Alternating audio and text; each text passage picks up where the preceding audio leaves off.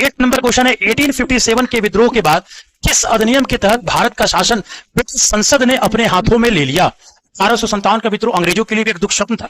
तो उस 1857 के विद्रोह के बाद ब्रिटिश संसद ने ईस्ट इंडिया कंपनी से पूरा अधिकार हम अपने पास रखता है कि भाई अब भारत पर जो शासन करने का जो निर्णय लेगा वो ब्रिटिश क्राउन लेगी, यानी कि ब्रिटिश क्राउन के अंतर्गत जो संसद है वो लेगा आपका। देखिए इसमें तो 1857 का जो विद्रोह हुआ उसके बाद आपका 1858 का भारत सरकार अधिनियम आता है, ठीक है ना।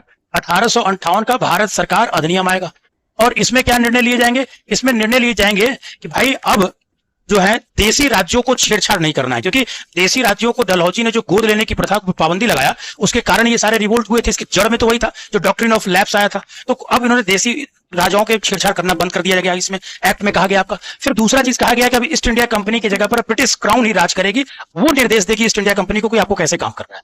तीसरा क्या निर्णय लिया गया कि जो गवर्नर जनरल कहलाते थे यहां पर भारत के सबसे हेड के रूप में, उनको गवर्नर जनरल की जगह पर वायसराय के नाम से उनको जाना जाने लगा। फिर कहा गया कि चूंकि रिवोल्ट जो है इसलिए हुआ क्योंकि भारतीय सैनिक और यूरोपीय सैनिक के बीच का अनुपात बहुत गड़बड़ था, 5:1 था। अंग्रेज भारतीय सैनिक 5 थे तो अंग्रेज 1 थे, तो अब इसको घटाकर 2:1 किया गया और अवध, उत्तर प्रदेश, बिहार वगैरह के सैनिकों की संख्या को कम किया गया और पंजाब और गोरखों को ज्यादा शामिल किया गया और यहीं से पंजाब रेजिमेंट और गोरखा रेजिमेंट की नींव आपकी पड़नी शुरू होती है आपकी, ठीक है ना। तो ये सारे बड़े बदलाव आपको 1858 के अधिनियम में आपको देखने को मिलेंगे। तो इसलिए 8 नंबर क्वेश्चन का आंसर क्या हो जाएगा आपका ए। चलिए